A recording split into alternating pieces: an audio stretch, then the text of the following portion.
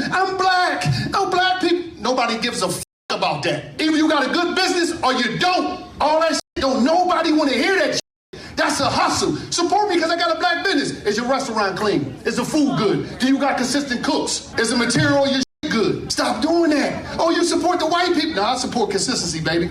About what color you is. I'm gonna spend my money. That paper, I'm gonna spend them millions with I want to spend it at. It was kind of hard focusing on this topic because I don't know who this man is holding the wall up with his hand in this like tan tracksuit, but he has the craziest haircut I've ever seen. Let's play a little word association game. When I say the words black business, what are some of the first things that come to your mind? If you think about Black Wall Street, Auburn Avenue, success, thriving, prosperity, familial vibes, you know, excellent service, then you're probably in the clear. But if you think about overpriced, bad customer service, you know, rude, nasty, and just straight up not a place I want to shop, then you probably should investigate yourself. Any group of people wants to see their own thrive. There's nothing wrong with that. But so as a black person, it becomes your moral obligation to do black, shop black, buy black, and keep the black dollar circulating in the black community. I know there's statistics out there that say like the black dollar doesn't survive 0.25 seconds in the black community, which means that black people for the past couple of years, especially since the pandemic, have been harping on the fact that we need to keep that dollar in this community. But I'm not gonna lie, some people do make it just a little bit hard to keep that money circulating in some of these black business pockets. So I'm on Facebook. This girl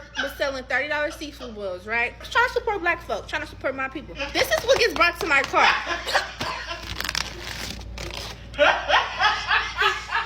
It's not funny.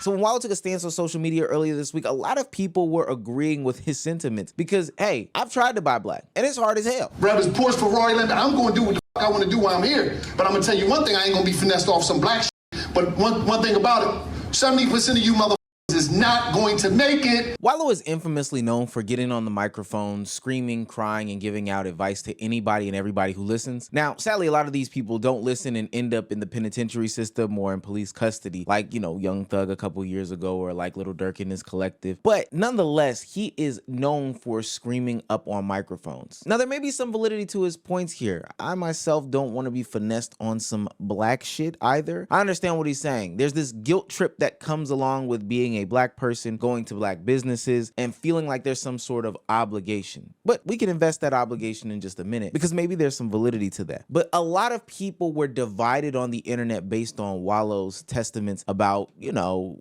whether or not we should support black businesses. I understand if he's speaking in terms of you can't expect your business to be successful by only saying I'm a black-owned business and therefore because you are black, you need to support my black-owned business. If that's what he means, I understand that. But the way that he's yelling in this context and basically saying I'm not going to support you just because you're black, I feel like when people say support black-owned businesses, that's not what they're asking for. This clip sounds so anti-black and it so seems to me to miss the whole movement around support black businesses. I played a word association game because I know a lot of people have different sorts of negative connotations and preconceived notions when it comes to some sort of black business. And I gotta ask why. Why is it that black businesses automatically get this preconceived notion? Why do people believe these things to be true about black businesses without ever going to support them in the first place? Now, there may be some validity to it, but the validity would lead us into a conversation about how the income classes are different, what access to capital they have, etc.,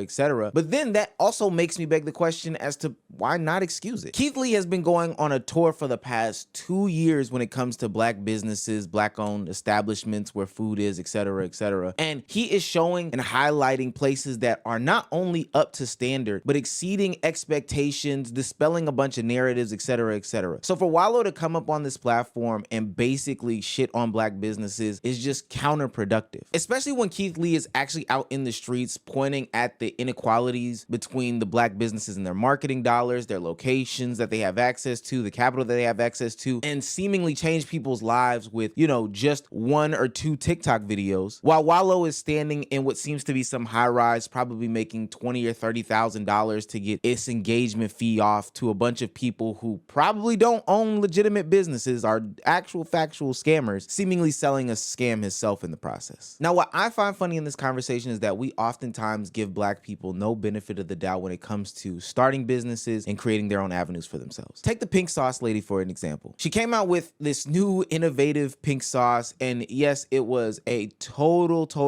disaster. This pink sauce still scares me to this day because she was able to get away with selling a sauce that looked like this and told us to buy at our own risk because it wasn't government approved. And then people started ending up in the hospital because of it. This is Chef P, and oh, did she have a problem. She was selling a sauce that caused botulism. It's okay, I didn't know what it was either. Botulism is a poisoning bacteria that was found in her sauce. Let me add that all the sauce was being made inside her house at the time. This should have been obvious from the get-go because people were noticing that their bottle of pink sauce wasn't even pink. It would come out a different color every time, and her reasoning behind this was because the bottle was getting too much light. And in a lot of cases, the sauce would literally explode by the time people got it because of the bacteria from her ingredients. But ultimately, she somehow lucked up to be in some of the biggest box stores across the nations. And because she didn't have access to, the knowledge or, these different treatment plans, she had her bumps and lumps and ups and downs. Now, I'm not giving her too much grace because even when presented with the knowledge, she didn't do the best. But my point is that she was criticized from day one about every step that she made, what's the validity to it, et cetera, et cetera. And it's not just her. This exists for the people that are doing hair, nails. Hell, there's even a trend of people shipping off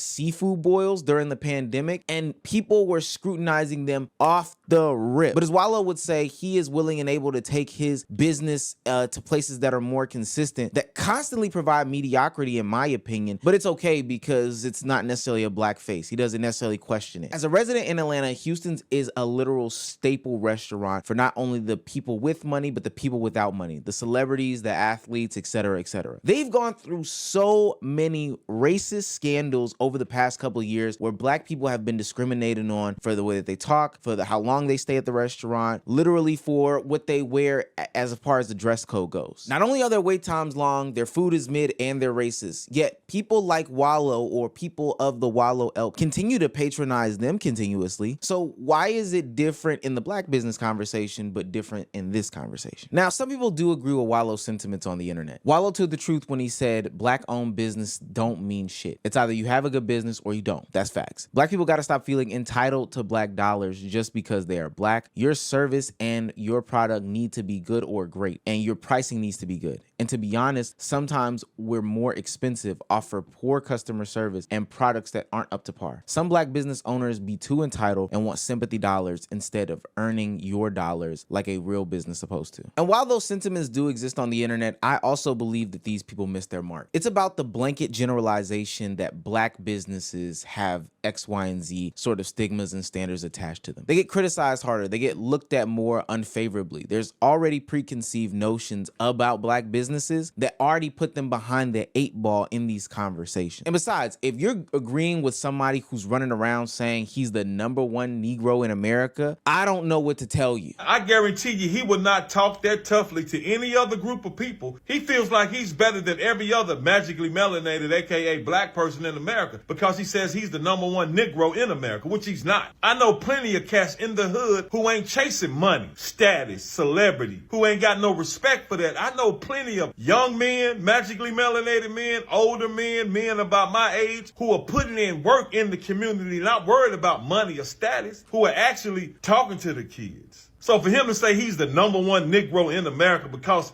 he has a podcast and he has a platform, see, that's that elitist. That's that black bourgeoisie. Wallow over here talking about nobody gives a fuck if you're black. Either you have a good business or you don't. Is the customer service good? Is the product good? What I want to know is McDonald's product good? Is their customer service good, or is their marketing good? A lot of these Asian hair stores, do they have good customer service, or do we just know that we can get the products that we need from them? I'm trying to figure this out because there's Walmart. Does Walmart have good customer service? Them motherfuckers act like they don't even want to help you find the shit that you're looking for. Ultimately, where I feel that Wallow missed the mark is that black-owned businesses come in behind the 8 ball. When we look at things like getting business loans and we understand that black people are at the bottom of the totem pole, it starts them off at a disadvantage. But now when we see different public perceptions about black-owned businesses and we have these different conversations about, how black-owned businesses are, how they treat their people, et cetera, all these stereotypes going into it, we put us behind another 8 ball in the conversation of what a black-owned business truly is. And then you have guys like Wallow with their tap dancing shoes on these bigger platforms, you know, screaming the same rhetoric that may have started as a joke in the community and hell, maybe